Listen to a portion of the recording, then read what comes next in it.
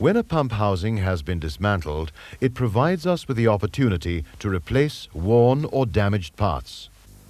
Before any part is reused, it should be carefully cleaned and inspected to ensure that it is in fact fit for more service.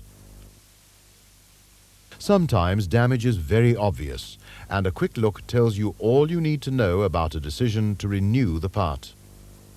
Other factors, such as wear or distortion, are not always as easy to see with the eye, and measurements are necessary to establish whether a part is reusable or not. With the high costs of pumps and associated equipment today, it makes very good practical sense to make sure that no faulty part is refitted. And to go a step further, it makes better sense to fit genuine parts that carry a guarantee from the original equipment manufacturer. It's not important where to begin your inspection, so for purposes of convenience, let's begin by examining the shaft. If a visual inspection reveals scoring, pitting, or other visual damage, it should be renewed.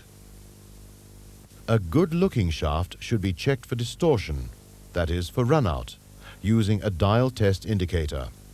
A shaft that exceeds the manufacturer's maximum run-out tolerances must be renewed, or you can expect trouble.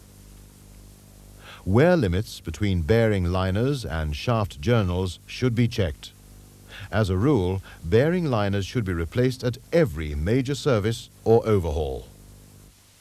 Next, perform a visual inspection of all components that are carried by the shaft, that is, the impellers, drive-in wear sleeve, throttling bush, balancing disc, and the threaded sleeve. A critical wear factor is the end float on the shaft, indicated by the T mark reference at the drive end. This is controlled primarily by the wear rings between the balancing disc and counter disc. As these rings wear, the shaft float will increase. Should the wear rings be worn or damaged, then there is a real danger of the impellers grinding into the casings, with disastrous consequences. Balancing unit wear rings, even if they look perfect, should be measured and replaced if worn. Let's take a quick break whilst you discuss the points mentioned so far with your course controller.